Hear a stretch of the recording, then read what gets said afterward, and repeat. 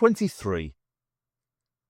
As the sky flushed green and pink with the dawn, the closed wagon carrying the first party of gladiators rattled through the streets towards the Arena Maximus.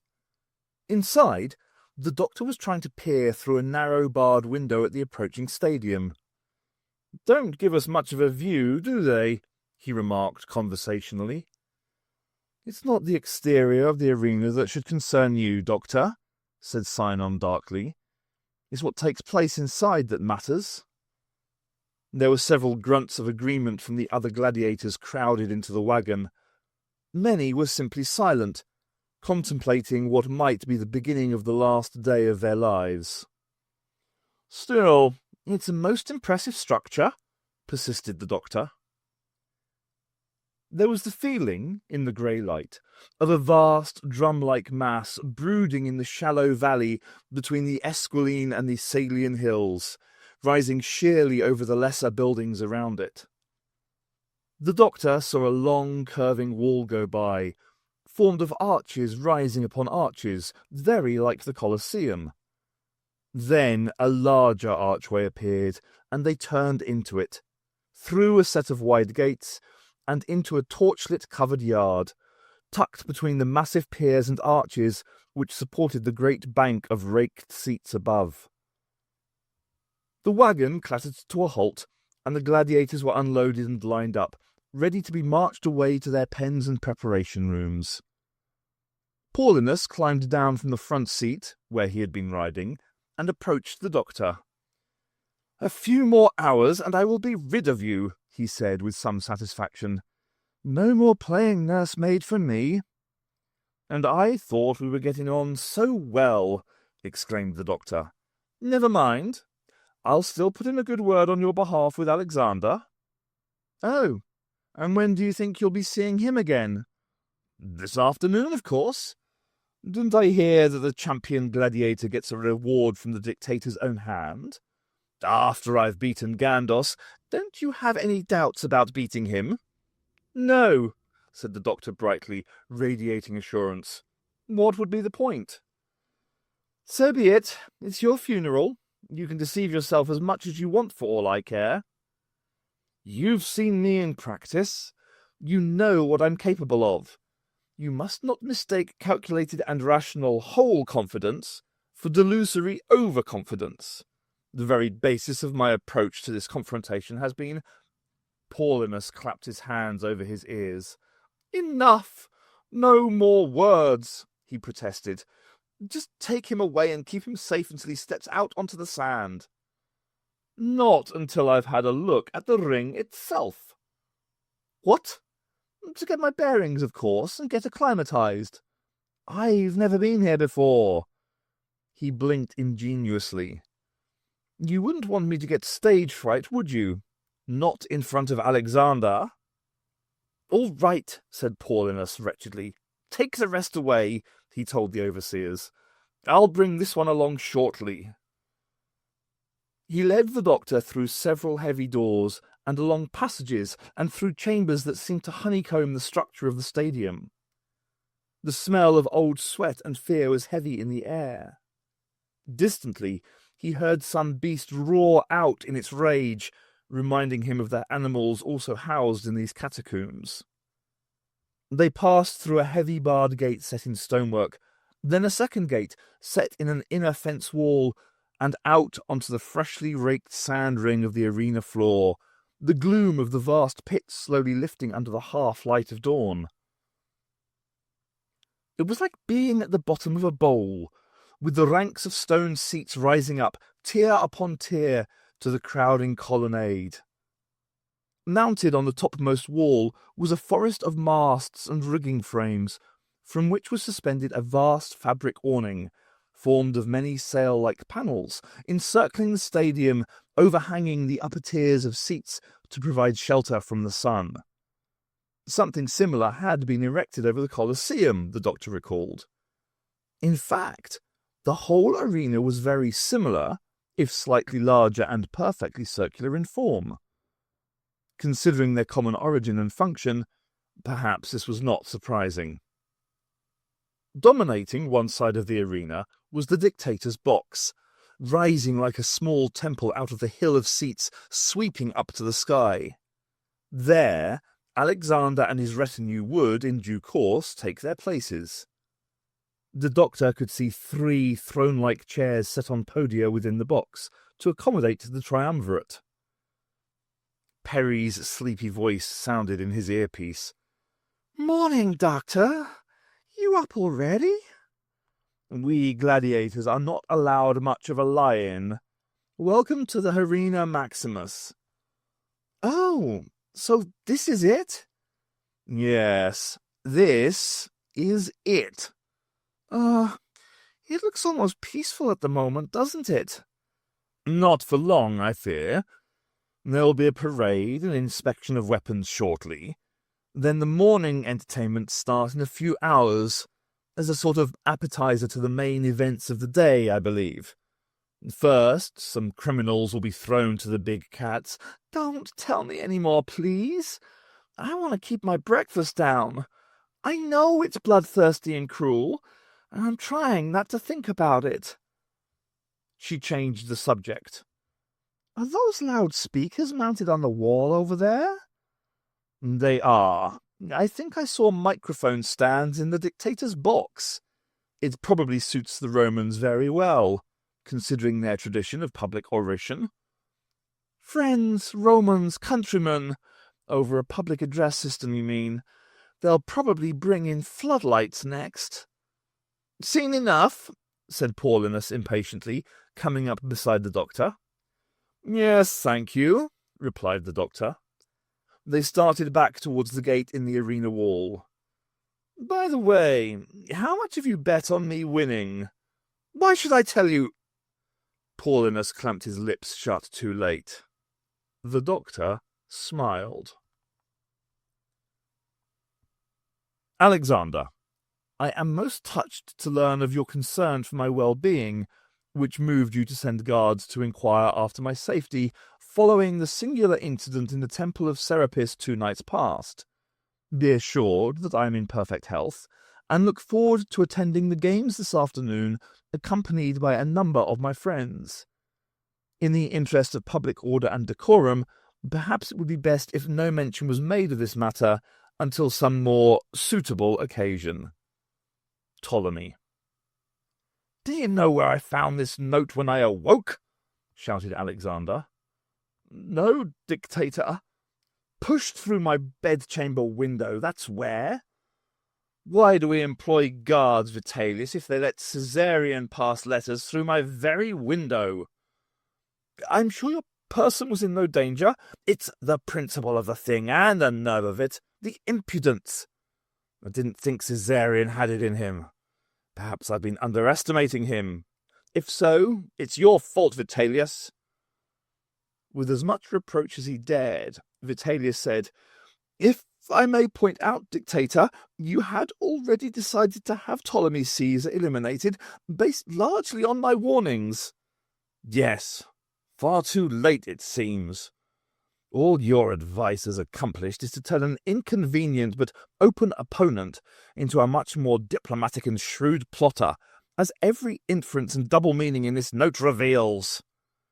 He's had the sense to gather a following, it seems, knowing I would risk nothing in public. He's beginning to think constructively again after all these years. Pray he has not regained his ambition as well." "But what are you going to do, dictator?" said Vitellius, trying to divert Alexander's attention from his apparent failures.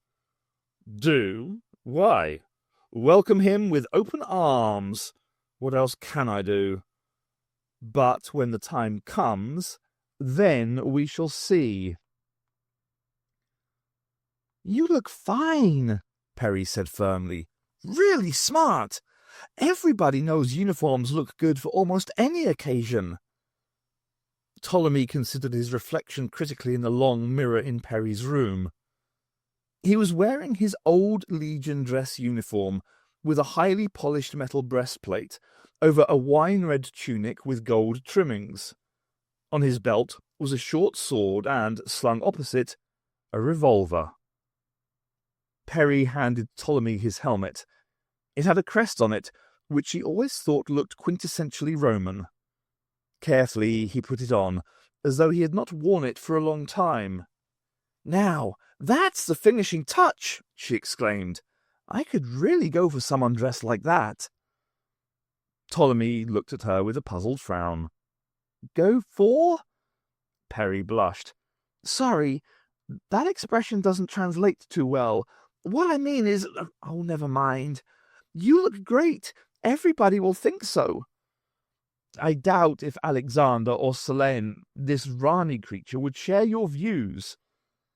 "No, but you're not out to impress them. You're after the floating voters, the undecided, and the silent majority. Sort of. Anyway, you'll knock 'em dead. No, I know that doesn't translate too well either. Now, have you got your itinerary worked out?" "Yes. My friends will assemble and make their way down the street, past the tunnel house at midday, where I will join them. We will proceed along the agreed route, gathering parties of hired followers, arranged for by Cassidorus's men, along the way. We will arrive at the arena in time for the start of the afternoon events and Gandos's challenge. Then we shall see." "It'll be fine. Don't worry." Ptolemy grimaced. "I admit, I do not like the idea of using hired supporters in this way." "Pump priming, it's called. Everybody does it. You told me yourself that people after high office around here gather hangers-on and freeloaders to make themselves look important. Besides, you'll have plenty of your real friends there as well. Once you get yourself noticed, your campaign will snowball all by itself. Believe me." Ptolemy was looking at her with undisguised fascination. "Does everybody in America have such enthusiasm and confidence as you?" Perry grinned. "Of course. National characteristic. That's how we get things done over there." Ptolemy smiled back, then grew more serious. "Before the events of the day part us, I want to express my indebtedness once more for the way you treated Agricola." "Oh, that was nothing." "But it was. Not all are as considerate to unfortunates such as he. I didn't tell you what happened just to make myself sound good, you know." "I know. But what you have said reveals a kind and generous nature. Thank you." He sounded totally sincere. There was a significant silence, which Perry broke by saying briskly, "I think we'd better be getting on. Otherwise you'll have me thinking these wings are on loan from the angels." "Have you ever thought that if you are going to die, it would be better to die for some better reason than simply to entertain others?" The doctor looked intently round at the men in the dimly lit and stuffy cell as they waited to be taken to the preparation room. They were the ones who would follow him against Gandos if he lost. Sinon grinned. "Hello, we've got another Spartacus among us, lads." The others chuckled. "If you're thinking of planning a revolt, Doctor, then you've left it a bit late." "No, I was not planning anything specifically, merely wondering what you valued highly enough." "Yeah, my life," one of them joked. "Only, if I had to die to get it, it wouldn't be much good, would it?"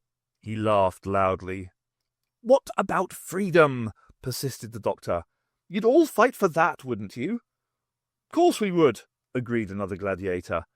"But the only way to do it is in the arena, isn't it?" "But suppose there was just one battle you had to fight, not to entertain anybody, but perhaps to help make things better, for yourselves as well. And after that there was a chance of a pardon. Would you fight?" They looked at him curiously. A few nodded. His serious intent had begun to register with them. Sinon lowered his voice slightly. "What do you know? Is something going to happen?" The doctor encompassed them all in a long, steady gaze that made some shiver unconsciously, feeling that he knew more than they cared to learn. Something might happen, perhaps not today, but in a few days. If it does, you may have a chance to influence the outcome one way or the other. Just be prepared to act wisely is all I say. And would you also say to follow your lead? Queried Sinon. You could do worse, said the doctor, with a slight smile. The hole was jam-packed. Tyro was shouting to make himself heard over the clatter. All right, listen, shut up at the back. Now, does everybody know what they've got to do and where to go? There was a chorus of assent, some of it slightly slurred. Drink in the hole was presently being dispensed free of charge to all those recruits to the unofficial Ptolemy Caesar Supporters Club. And have you all got your tickets? A flurry of card strips were waved in the air. This was a rare treat for most of those present, as access to the first day at the arena was highly prized, especially with Gandos fighting. None inquired too closely as to where the tickets had come from, or how much they had cost, which was probably just as well. And the banners? Several wooden poles bearing furled strips of fabric were waved enthusiastically in the air. Okay, keep 'em rolled until I give the word. Right, let's go. The boisterous crowd surged for the door. Decius led his little file of men through the back streets with notable deference. Concealed under nondescript cloaks were several wealthy and important people, not to mention several old soldiers who still looked like they could acquit themselves well in a fight. They had assembled by ones and twos in various rendezvous. Some would go on ahead to the arena, others would form the nucleus of Ptolemy's escort. Many had never met before, but they were all bound by various ties of friendship, camaraderie, or admiration for one man, and in doing so became more than the simple sum of their numbers. Loyalty and commitment, thought Decius. Funny ideas, really. Wonder what it's like to do something for no good reason at all. I mean, I know what I'm here for. Money, a pardon, and to avoid having a birdwoman spirit thing rip my throat out one dark night if I don't cooperate. You knew where you stood with good, selfish motives like that. But doing something for principles? Well, it took all sorts, he thought charitably. As they passed along the street that ran past the tunnel house, Cassidorus's prominent features appeared at a doorway. He looked up and down quickly, then ushered the cloaked figure of Ptolemy out into the street to merge in amongst his friends. Quick greetings and hand-clasps were exchanged, then the group moved on. "Come on, Master Themos," rumbled Strabo. "We gotta find our seats." The throng surged around them, flowing towards the arena for the afternoon session, passing through its many entrance arches like a swarm of bees returning to their hive. The usual touts, hawkers of simple-pocket telescopes for fight-watching, and vendors of cheap food and drink plied their trade amongst the crowd, calling out their wares over the general babble. "Do you suppose it's all going as planned?" Themos asked nervously. "Course it is, don't worry. Cass is good at getting things done. He's real clever, he is." A thought appeared, slowly, to strike Strabo. "Funny you hadn't heard of him before, you both being thinking men like." Themos was about to make a caustic response when he saw the genuinely puzzled expression on the big, simple face looming over him. He cleared his throat. "Well, we probably would have met before, but I don't get out so much these days. My hip, you see." Strabo looked as though a great weight had been lifted from his mind. "Oh, yeah, that would be it all right." He frowned at Themos, as though noticing his limp for the first time, then turned to the people behind him. "Not so fast there. Can't you see the old gent's got a bad leg?" Peri sat disconsolately in the TARDIS control room. Suddenly, she felt very alone. For the moment, everyone had something to do except her.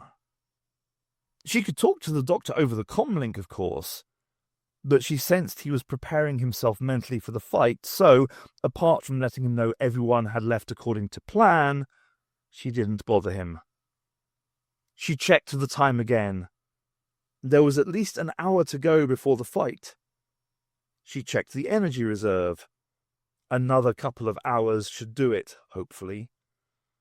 With nothing better to do, she wandered outside and up the stairs to the treasure chamber.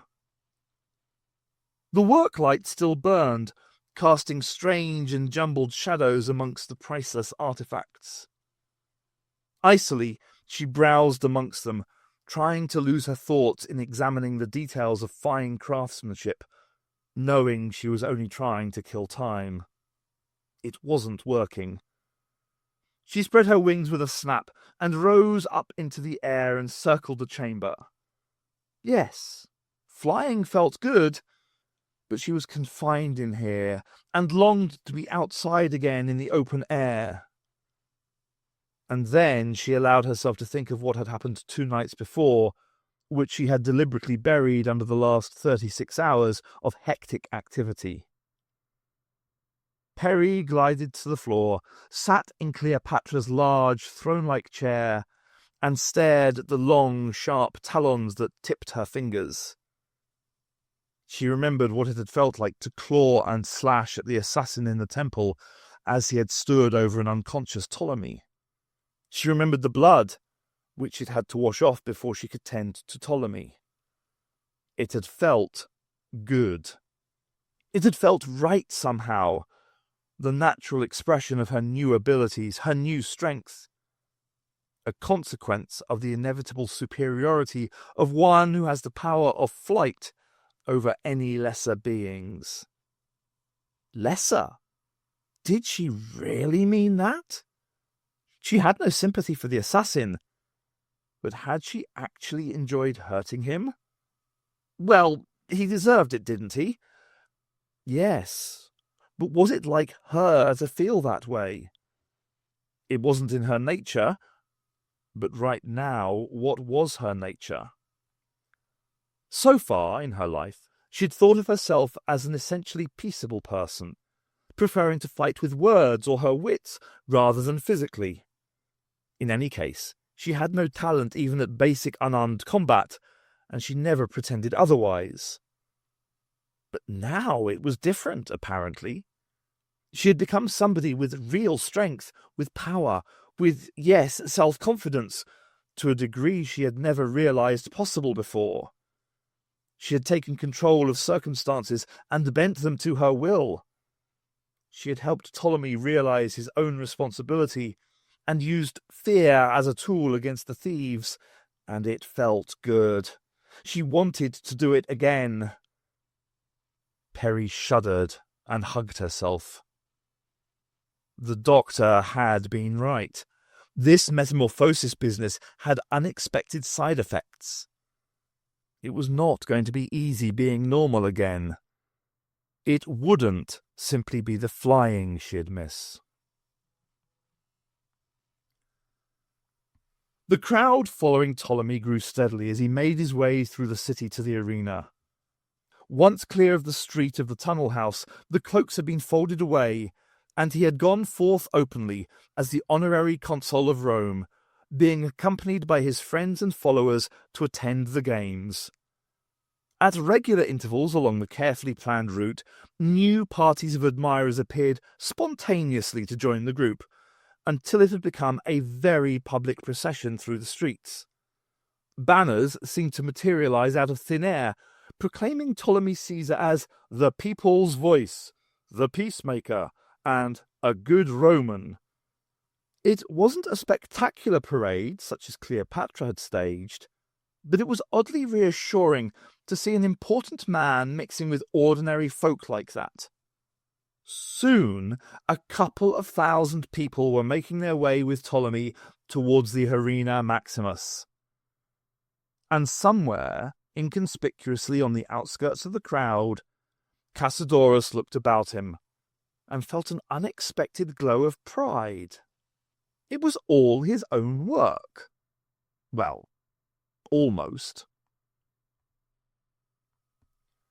Alexander had just escorted Selene to her special seat in the dictator's box with a very public show of good grace when he became aware of the growing cheering from outside the arena. Vitellius disappeared back down the private entranceway to investigate, and returned in a moment to whisper intently in Alexander's ear. Alexander scowled briefly, then recovered himself, and turned to Selene with a thin smile.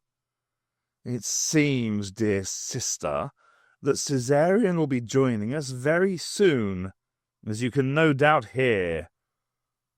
Selene looked puzzled. "That row is for him?" "Yes, it appears he is more popular than we believed." Selene's expression darkened, and she had a hurried word with a member of her own retinue who sat behind her.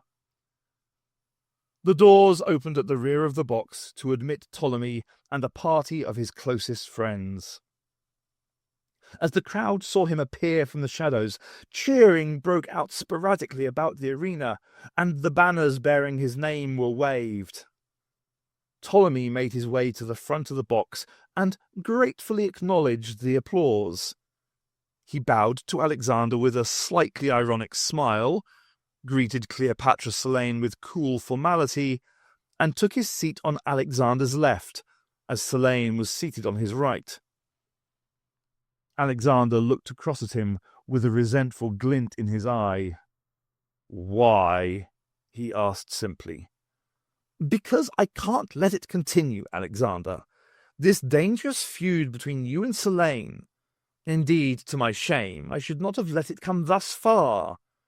You want to be emperor yourself. No, that is the difference between us, Alexander. If anything good has come out of this foolish period of inactivity of mine, it is that I have had time to consider the limits of power. If you will listen to reason, you may take any title you wish for all I care." He looked across at Selene, who was observing the exchange with intense interest. "I separated you two in your childish fights more than once when you were young. Must I do so again?"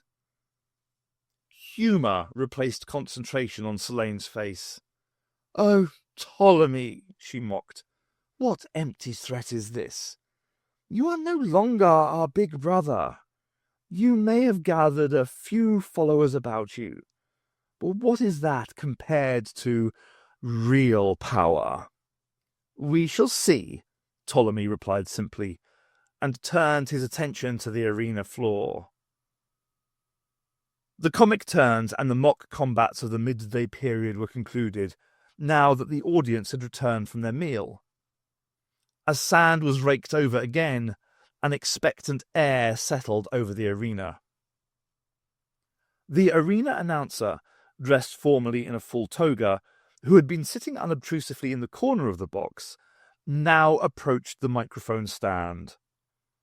With an amplified hum and crackle, the speakers came to life. "People of Rome," his words echoed around the great stadium. "Once again, the challenge of Gandos, champion gladiator of all the dominion these 3 years past, has been thrown down, offering free choice of weapons to any 7 who will stand against him this day in single combat.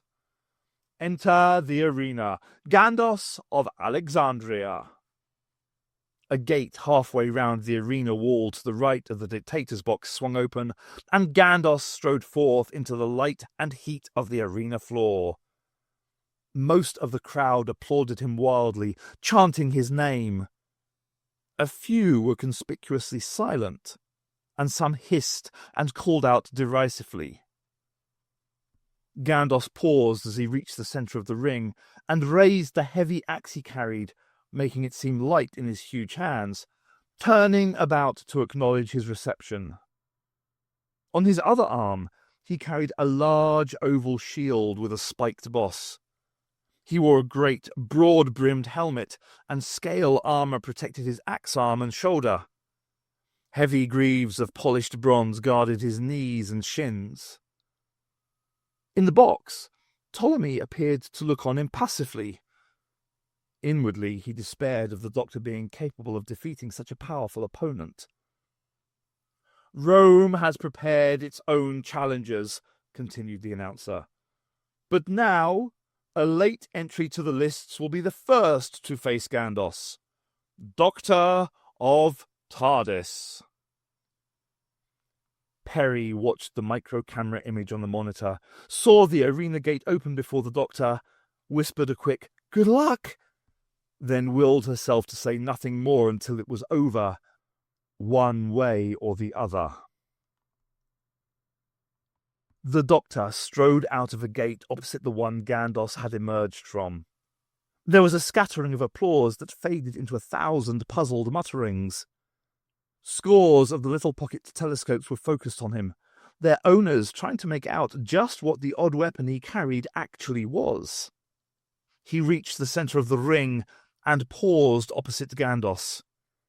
He, too, raised his weapon dramatically over his head, playing to the crowd. It was a staff, as tall as he was, with a pair of knuckle bows and grips mounted equidistantly on the shaft, set 1/3 in from each end. The shaft between the grips was surrounded by several bowed strips of metal running down its length.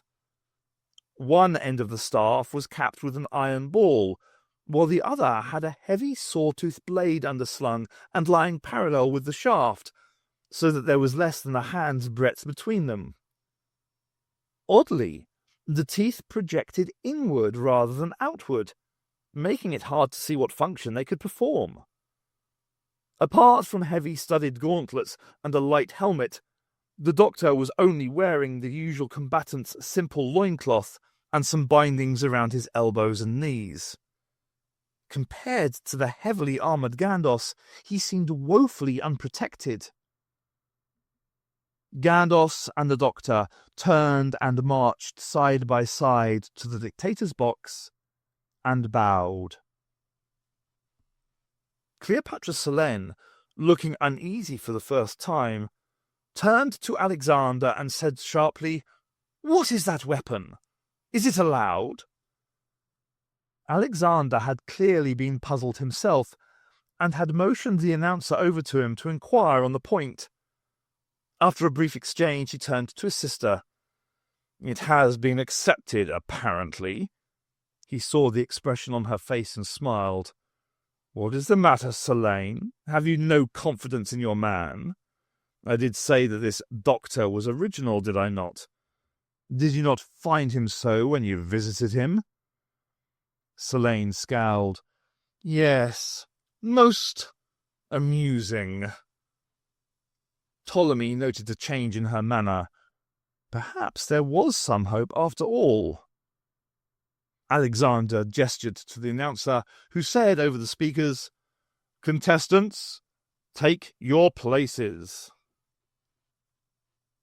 The doctor and Gandos marched back to the middle of the arena, moving apart as they went, until 10 paces separated them. Then they turned and squared off. "Begin!" The command echoed round the stadium. Immediately, Gandos assumed a fighting stance and began to circle the doctor, sizing him up.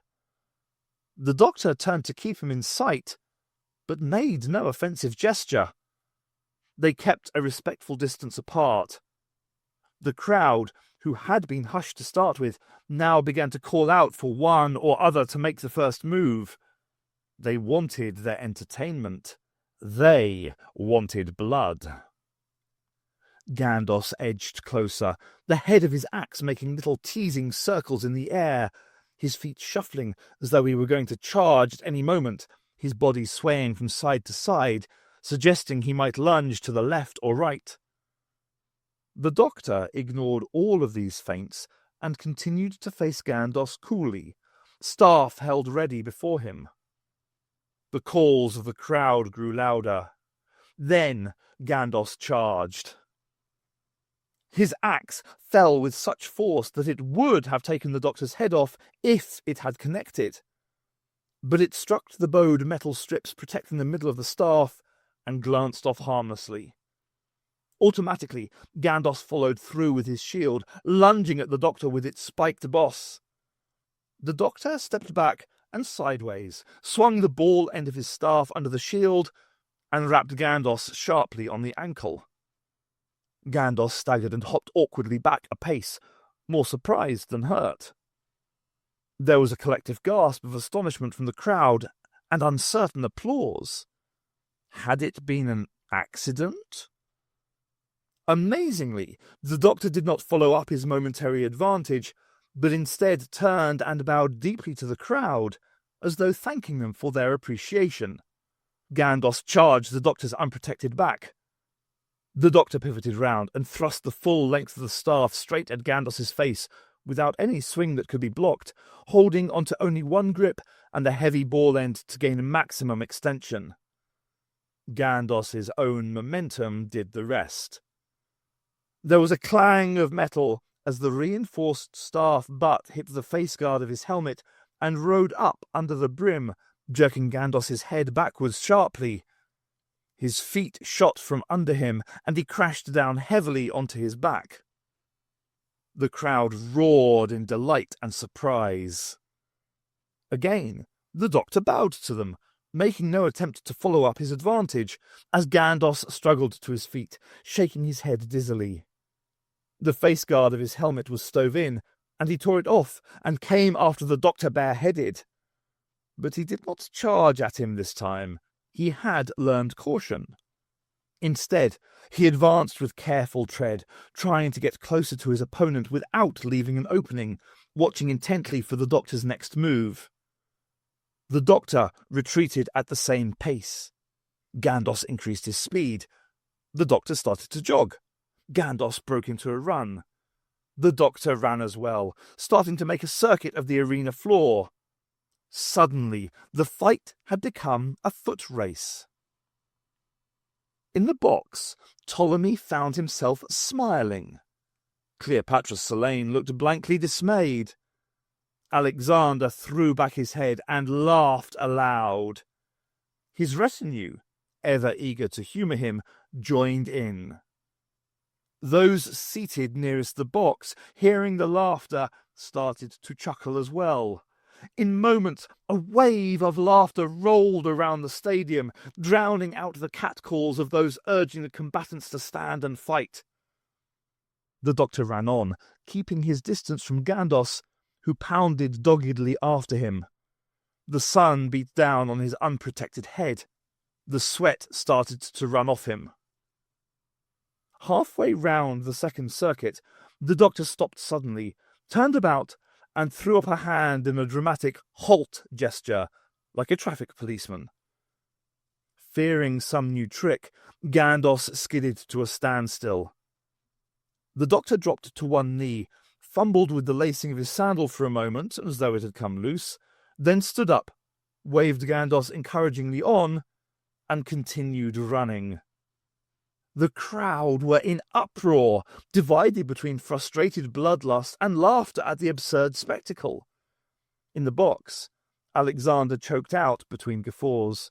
"He is original, I told you so." Selene made no reply. The realization that he was chasing his adversary around a non-existent track must have dawned on Gandalf, for he suddenly cut across the inside of the circle in an attempt to head the doctor off.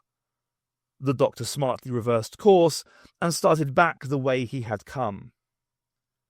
Gradually, Gandalf came to a baffled, panting halt. Burdened as he was with axe and armour, he could not catch his lightly attired and armed opponent. He became aware of people jeering at him from the crowd. Nobody had ever done that. He looked up imploringly at his mistress sitting in the box, but she could do nothing to aid him. If only he could get close to the man. Then the cries of the crowd changed to a yell of satisfaction. Gandalf wiped the sweat from his eyes. and realized that his opponent was, finally, advancing towards him. In the box, Cleopatra Selene leaned forward in her chair, her eyes blazing. "Yes, yes," she hissed through clenched teeth. "Kill him now." The two combatants clashed.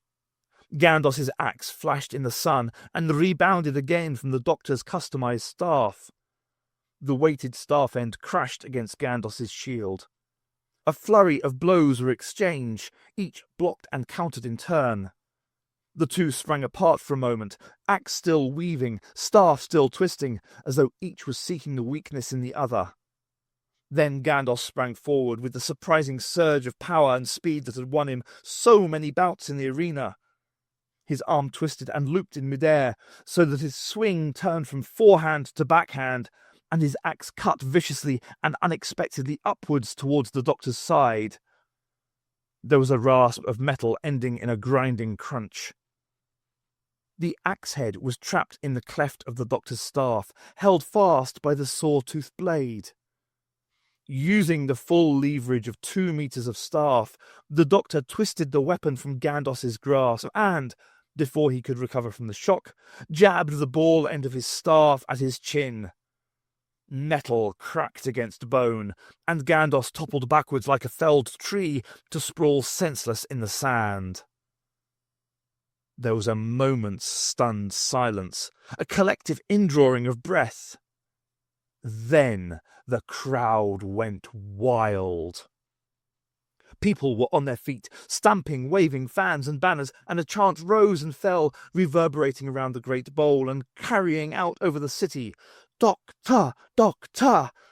Waving his staff aloft, the doctor made a triumphal circuit of the arena, bowing and waving graciously to the multitude. Finally, he arrived below the dictator's box. Alexander, still laughing and chiding a stone-faced Selene, turned to acknowledge him. He was too late. Ptolemy was on his feet and standing at the front of the box, and the doctor bowed to him. There was a confused lull in the applause, then somebody shouted, "He's Ptolemy's man!" And the chant was picked up. "Ptolemy! Doctor! Ptolemy!" Alexander froze, speechless. Cleopatra scowled, as though a possibility had just occurred to her. "Forgive me for taking your place, Alexander," said Ptolemy, resuming his seat. "But you seemed preoccupied, and somebody had to respond to the man." "But," Alexander spluttered incredulously, "they think he's your man now." "Why, so they do," Ptolemy conceded calmly, eyeing the still cheering crowds with interest. "But then, he wasn't exactly yours to begin with, for that matter. Perhaps he's his own man, who simply happened to bow politely when I stood up." Alexander's trembling finger stabbed accusingly at him. "You planned all of this." "My word on it," Ptolemy interjected icily, "and you know it is good that I never knew of the man's existence until after you did yourself, and that this is the closest I have ever come to him. Besides, how could I have planned this outcome to the contest unless I was in league with Selene?" he added significantly. Alexander spun round to confront his sister. "Is this true?" he demanded. "Of course not," she snapped back. "Can't you see he's trying to confuse you?" Alexander looked from one to the other of them in bewilderment, then gestured to Vitellius. "Have Doctor brought up here at once." Vitellius departed, leaving Alexander hunched uncomfortably in his chair, gnawing at his knuckle nervously. Behind him, his retinue exchanged muted, embarrassed whispers. Ptolemy's followers looked distinctly happier. Agricola, who had accompanied his father to the box, leaned forward and said to Ptolemy, "That was a wonderful fight. There was no blood. I'm glad about that." Ptolemy smiled understandingly at him. Cleopatra Selene had sunk into a moment of deep thought. Now she appeared to come to a conclusion. She caught the eye of one of her maids, who came over to her. Nobody took any notice of the action, presuming she was asking for some refreshment, perhaps. 3, she whispered in the maid's ear. The maid nodded and returned to the back of the box, where another attendant sat with Cleopatra's cloak and personal items. The maid opened a small, decorated casket that might have contained perfumes and toilet items. Inside was a plain box, with a switch and indicator light, and a Morse key mounted on it. With her back to the rest of the box, the maid turned the switch and tapped out a quick call sign, twice repeated, then sent the number 3. After a few seconds, the bulb flashed 3 times in reply. She sent an acknowledgement code, then closed the box.